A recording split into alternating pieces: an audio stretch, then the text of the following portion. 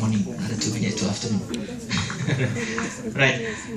Firstly, I would like to show my appreciation to Mr. Chairman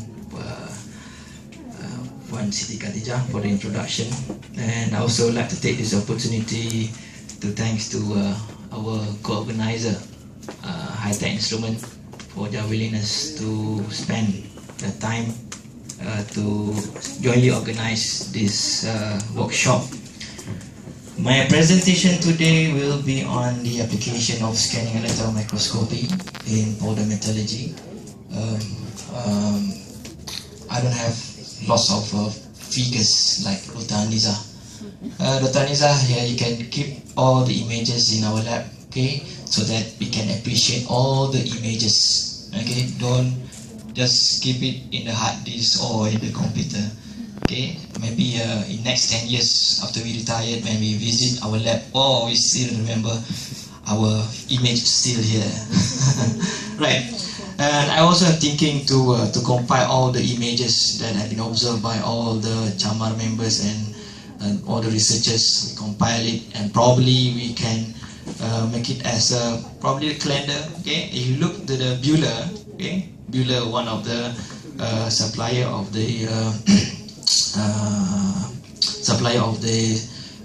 microscopy material. Okay, they compile all the images captured by the researchers. Okay, every year they give the calendar, and I found that some of the images they use it as a Christmas card. So probably we can use it as a Hari Raya card. Okay, okay. Only from Chamar. Right. My presentation will be, if you look to the image here, is actually wow, it's actually my PhD works.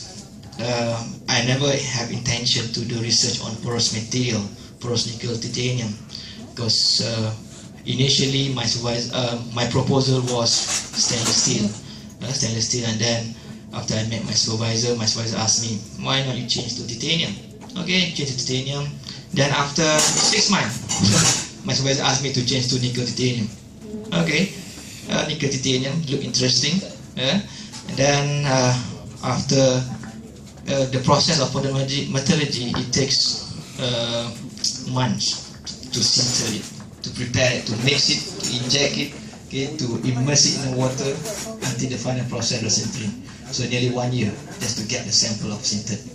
Okay, and then when I observed the sample, okay, the first time when I observed the sample, it shows that, oh, my sample is so weird. I never see this kind of image before. Okay, and then after that, I realized that there are quite a number of research related to porous nickel titanium. Okay, and then from that on, okay, I changed my title instead of dense nickel titanium to porous nickel titanium. And now all my research related to porous and metallic foam. Okay, you guys see when I eat cakes, okay, we have a porous structure. I always analyze the structure or this porous structure. Maybe you can replicate it. Okay, that's why we have a few groups on metallic foam. We have porous copper. Okay, we have porous copper, 2 porous copper researchers, and 2 on porous nickel titanium and metallic foam. Okay, hope that that research can work successful. Okay, to the ends of the master and PhD works. Right. Okay, this is my presentation outline. First, introduction to powder metallurgy. I believe that maybe some of you already know about the process for the metallurgy. It's one of the process in the manufacturing in order to produce metal or ceramic component, which is the raw materials come from in the powder form. Okay, in the powder form. And the second point, I want to touch on the manufacture of metal powders, powder characterization, powder processing, and then I would like to highlight the metal injection molding, which is my main area of research. Okay, I've been involved in metal injection molding since 1999, 14 years with MIM, metal injection molding. and some of the processing and calculation of porous nickel titanium. So this nickel titanium is basically my PhD works. So why polymetallurgy, PM? Okay, when I give the lecture during my special topic before I left for my PhD, okay, this polymetallurgy is similar like we make cookies. Okay, we have flour, okay, we have margarine, we have water with different proportions. Then in the end, we can prepare the cakes, shape it, and then we put it in the oven. Okay, this oven is similar to the sintering process. Okay, how much the temperature that need to be applied depending on the type of the metal powder that we use.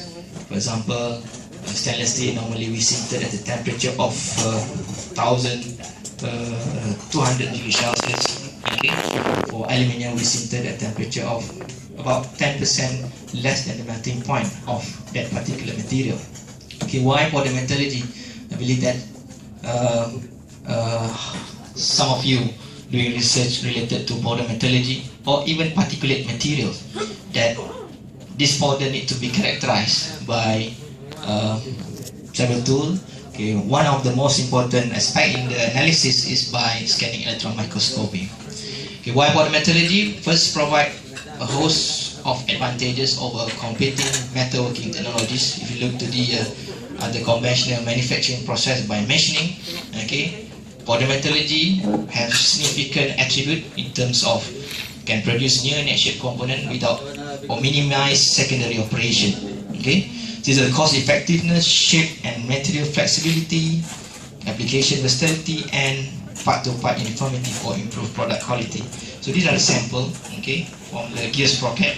Okay, I think some of you have visited Sumitomo Electric Sinter Component, which is the polymetallurgy components, a polymetallurgy company in Malaysia, okay, which is the company producing many automotive components supplied for local and outside company.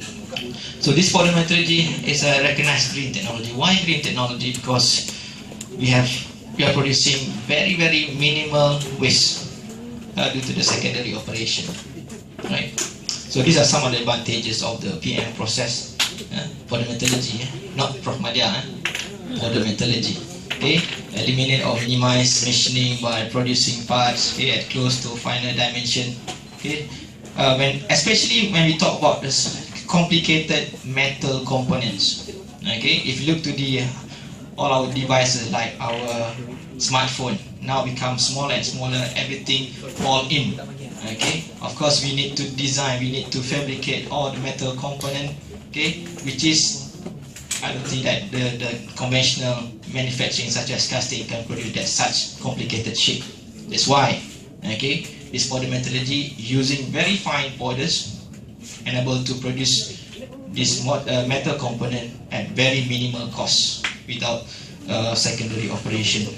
That's why it is considered as a green technology, because all the powders will become product. Okay, like machining. If from the big component we have to do machining until we can get the final part, so we have to waste a lot of material. Okay, that's the concept of the polymetallurgy. So these are some of the application on implants. Okay, we have in biomedical application, polymetallurgy have been used extensively in producing medical implant.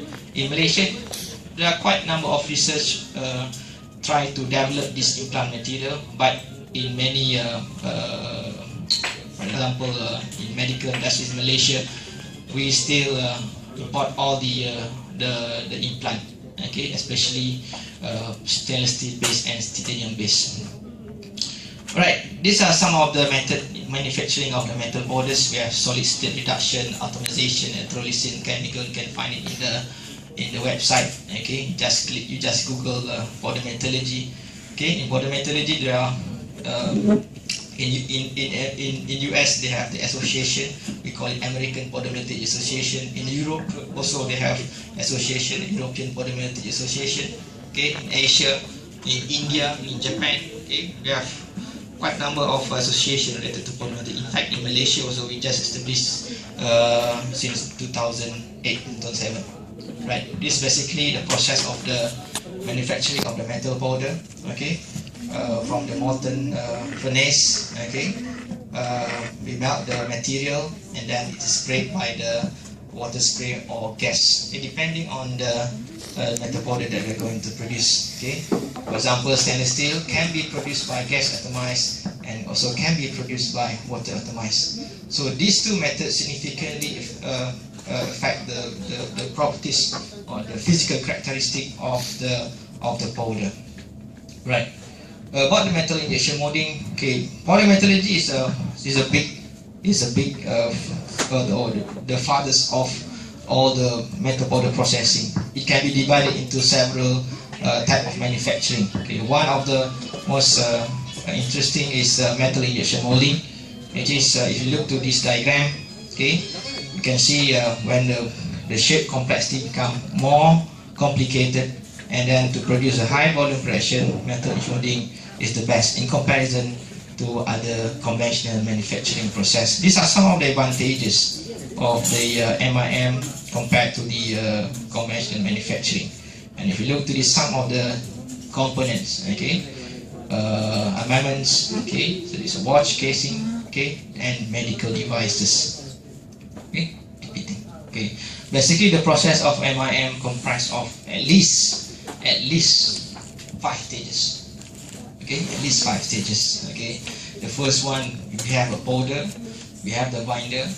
Okay, ni lagi sebulan nak raya kan, so ada yang buat kuih raya. So basically the concept is like this: extrusion, kuih semprit, sama je konsep dia. Alright. Okay, we pelletize it. Okay, and then we inject it. Okay, after we inject, we immerse in the solvent extraction. Okay, in order to remove the binder. So this is the requirement of the powder. Okay, not all the powder can be injection molded. Okay, can be injection molded. So the requirement of the metal injection molding, the powder need to be spherical. Why spherical? Okay, because it can assist the moldability during injection and reduce the friction during injection as well as during mixing process. And it also can provide maximum packing density, as with good moldability and lowers the powder binder viscosity.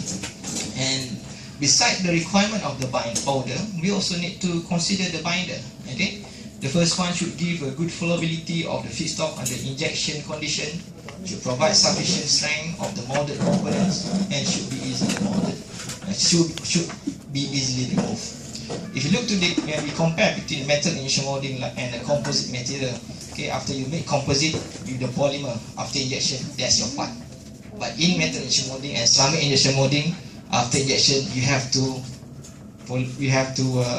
go to at least 2 process.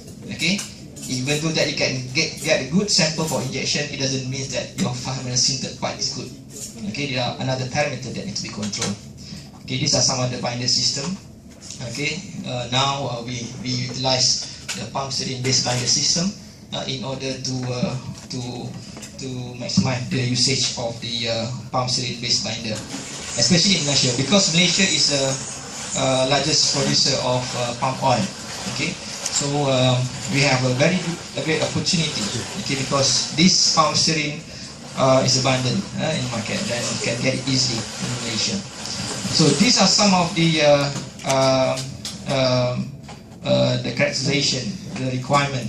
Okay, before we proceed with the next stage of mixing, we have to characterize the metal powders. Okay, in terms of the chemical composition, in terms of the particle size, particle shape. So in this analysis using SEM, the most important aspect is you want to see the particle, how the particle looks like. Same also for the composite research, we have to know the morphology or the characteristic, the physical characteristic of the powder or particle, because it will significantly influence the mechanical behavior as well as the formation of probably another phases.